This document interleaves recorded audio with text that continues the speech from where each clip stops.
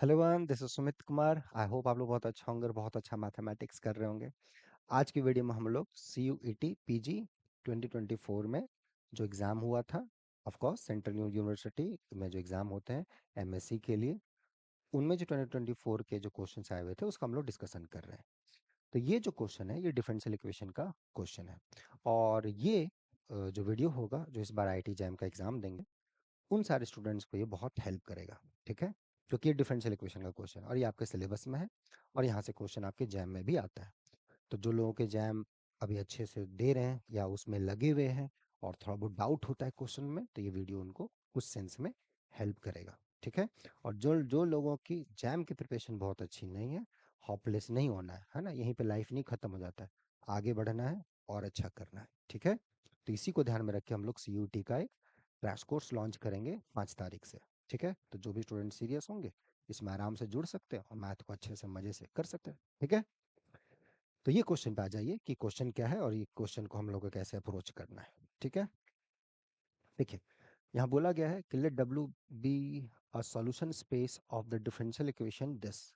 ये differential equation hopefully आप लोग को दिख रहा होगा, नहीं तो मैं यहाँ पे लिख देता हूँ। ये आपका डिफरेंशियल इक्वेशन है, +11 डी एक्स +6y = 0।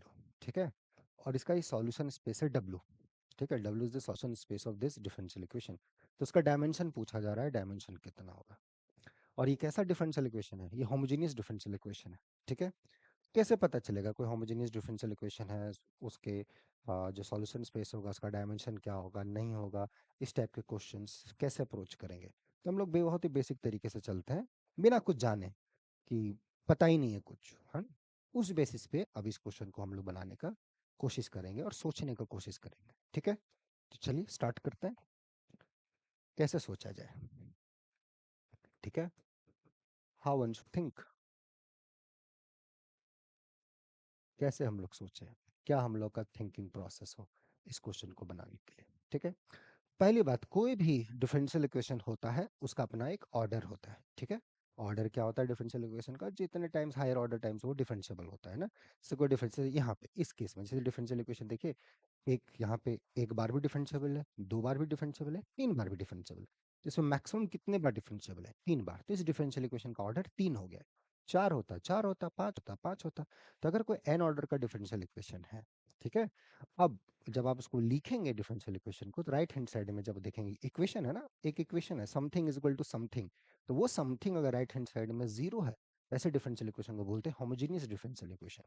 और होमोजेनियस डिफरेंशियल इक्वेशन का जितना ऑर्डर होता है उतना इसका सॉल्यूशन होता है। ये fundamental theory of differential equation के पार्ट से आता है। ठीक है, इसको सॉल्व करेंगे, उसका बहुत सारा मेथड्स होता है। अगर आप लोग फैमिलियर होंगे तो एक्सिलरी इक्वेशंस है ना, then you can find the complementary function blah blah blah, right, there n order है, then it has N linearly independent solutions, right. ठीक है, तो ये जो एक्चुअल क्वेश्चन है, ये एक डिफरेंशियल इक्वेशन और वेक्टर स्पेस, इन दोनों के बीच का इंटरप्ले है और बड़ा ही मजेदार है, राइट है कि नहीं? आप डिफरेंशियल इक्वेशन पढ़े हो, इधर वेक्टर स्पेस भी है, तो दोनों के बीच का एक कनेक्शन आ जाता है। और इनफैक्ट आगे चल के यही सारी चीजें देखने को मिलती हैं, जहाँ दो सब्जेक्ट का कनेक्शन आ जाए तो पढ़ने में और मजा आता है कि अच्छा ये यहाँ पढ़ा, ये यहाँ पढ़ा, और दोनों आके कनेक्ट हो गए, तो चीजें कुछ नई चीजें निकल के आती हैं, राइट। यहाँ पे भी कुछ ऐसा ही कुछ होने वाला है। तो अगर n ऑर्डर का डिफरेंशियल इक्वेशन है, then it has n linearly independent solutions. और वो जो सॉल्यूशन सेट होता है होमोजीनियस का, वो वेक्टर स्पेस फॉर्म करता है। क्यों करता है अभी बता देते हैं। So so recall this fact.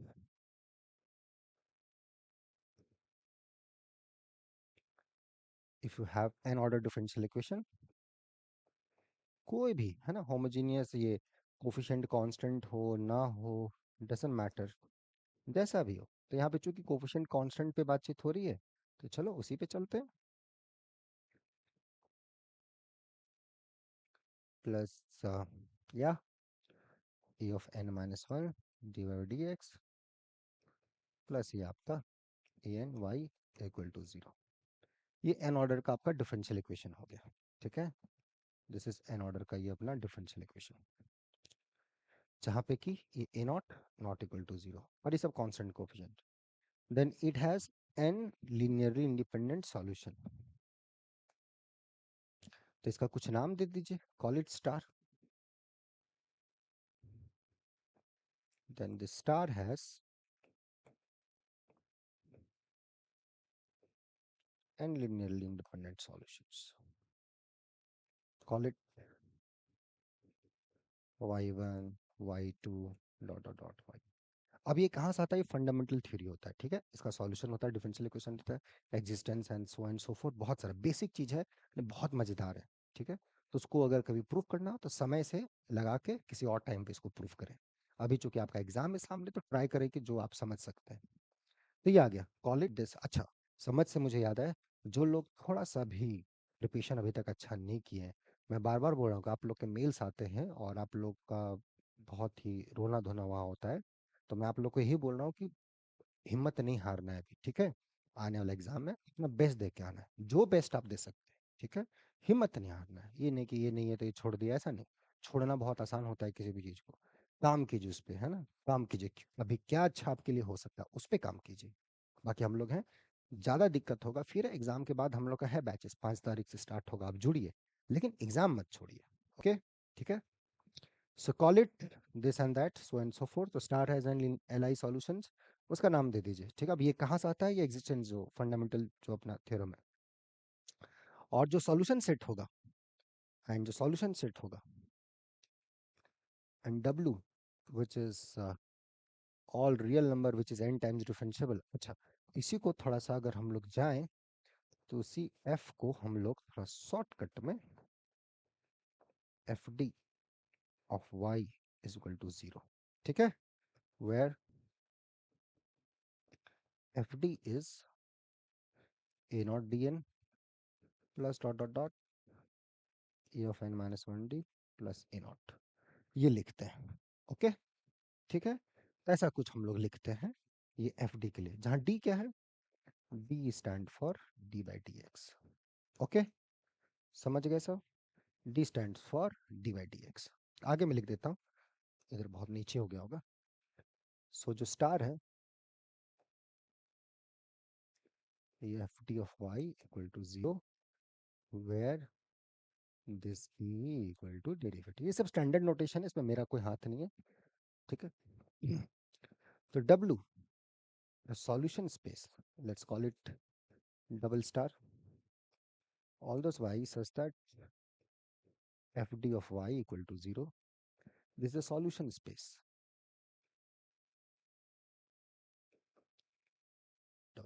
this is nothing but जो थ्योरी है ना, इट्स स्पैन बाई वो जो इसके n li वेक्टर्स थे उससे,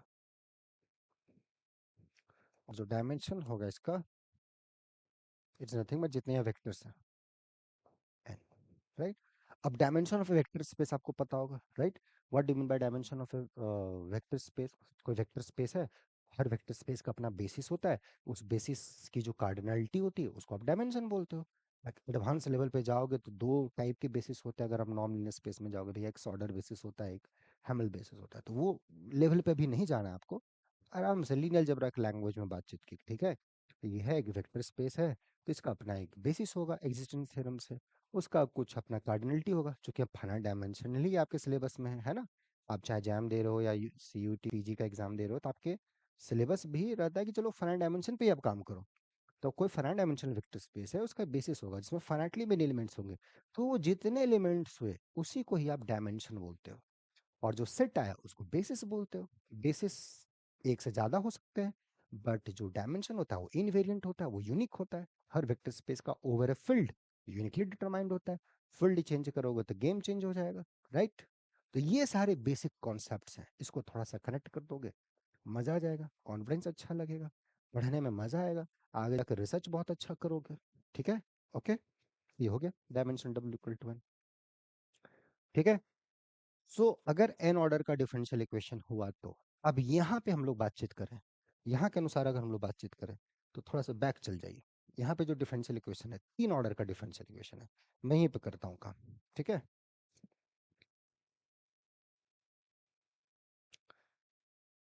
हेयर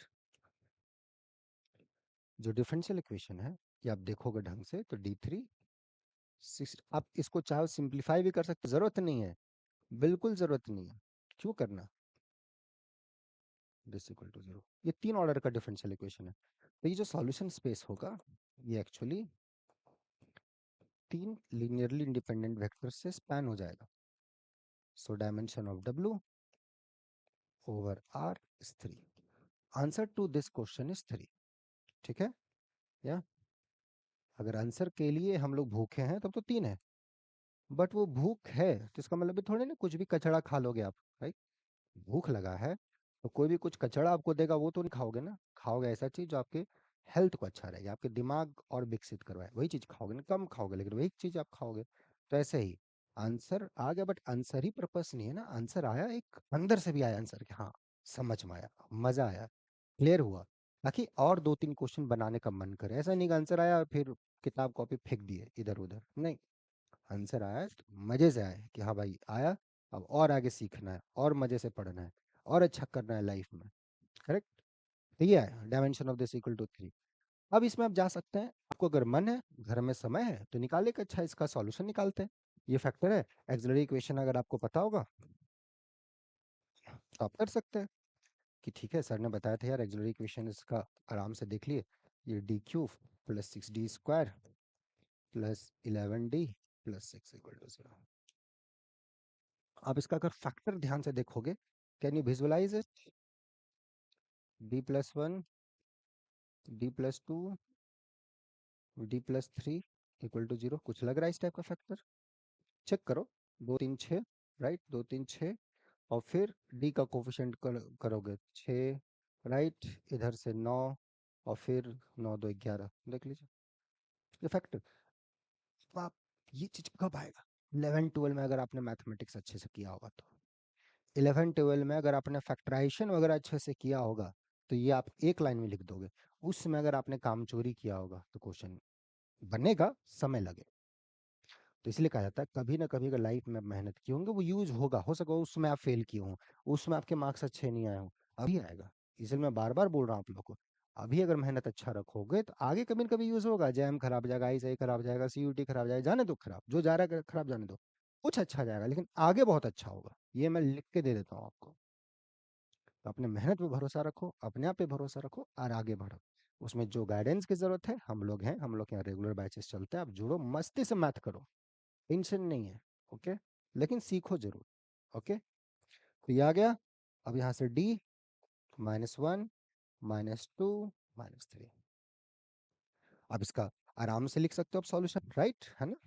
अब इसका सॉल्यूशन आप चाहो कि हाँ सर इसका सॉल्यूशन क्या आएगा, यस, पहला जो मेरा फंडामेंटल सेट ऑफ सॉल्यूशन आएगा वो ये आएगा -x, दूसरा जो आएगा वो ये आएगा, तीसरा जो आएगा वो ये आएगा, ये आया। और आपको स्पैनिंग सेट लिखना है सॉल्यूशन स्पेस का, तो W is nothing but linear span of this, ये तो मैं लिख रहा था आराम से, -3। इसको एक साथ कंबाइन करके लिखना है, लिख दिए। क्या है? अब ऐसे पूछो ऐसे पूछो, जहां से पूछना है पूछो, किसने मना किया है? को थोड़ी ना यार रटा है कि ये चीज रहेगा, आराम से पूछिए, सबका आंसर मिलेगा आपको, सबका। डन, खत्म। ये हो गया आपका सॉल्यूशन स्पेस। W ये निकला, मजे से देख भी लिए, ये भी आया वो भी आया, हो गया खत्म। ऐसे चलना है, ये आपके जैम में भी आएगा, इस CUT का क्वेश्चन था 2024 का, जैम में भी इस टाइप के क्वेश्चन आते हैं, डायमेंशन आते हैं, वहां कुछ इनिशियल कंडीशन दे देगा कि y0 इक्वल टू समथिंग, तीन इक्वेशन है तो यहाँ पर डाल देगा कि y0 equal to 0, y1 equal to 3, right, y dash of 1, कुछ भी डाल देगा।